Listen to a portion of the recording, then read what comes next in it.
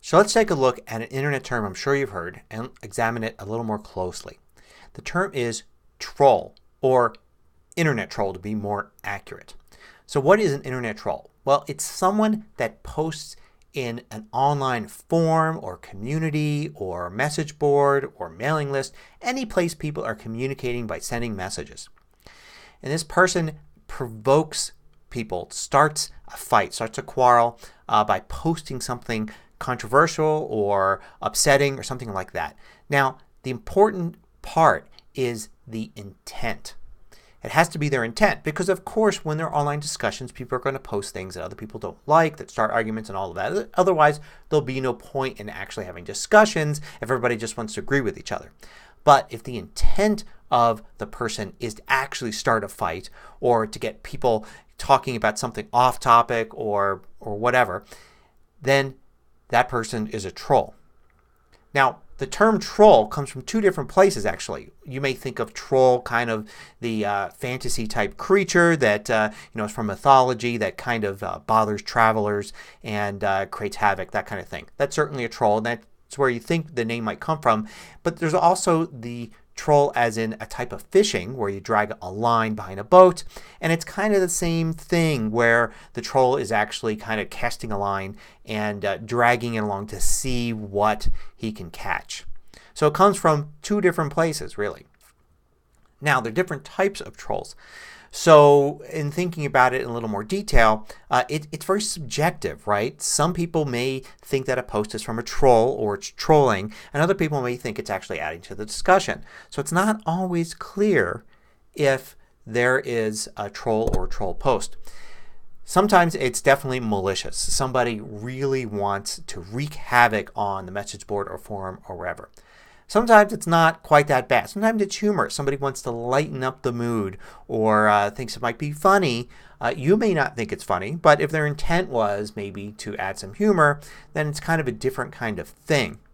Sometimes it's just unintentional. Sometimes somebody's accused of being a troll or trolling and they basically were forming an opinion, or maybe they even mistyped or misspoke or something like that. So sometimes that happens, but other times it's very well thought out. The person actually wants to breed discord in the forum or wherever it is. And sometimes it's worse than that. Sometimes it's plain and organized. And recently there's a lot of talk in the news about actual organizations coming in and creating these kinds of arguments by trolling. Sometimes it's very specific. Sometimes it's a little more subtle even, with somebody trolling in the opposite direction where they really want it to go, just to kind of just create a lot of disagreement in a group. Now, dealing with trolls depends on where you're coming from. For instance, if you're just a member in there or participating in conversation, the only way to really deal with a troll effectively is to ignore the post. A lot of times trolls will leave a post and never come back. They create an account and never even do anything else except do that one post. So responding to them isn't actually going to get anything accomplished. Other times they are actually really there and they love the fact that you're responding to them because that's what they wanted, and they want this sub-thread of the conversation to get as long as possible and to kind of override the entire original intent of the discussion. So ignoring is a really big tool if you're just a member of the community. You can also occasionally mute. Depending upon the community, you can choose to mute somebody so you never see the responses, or mute that part of the conversation as well. So it depends where you are and what type of community you're in. If you are in charge of the community or have some power, some administrative power, you can always delete troll posts if you like. So you kind of are moderating the discussion.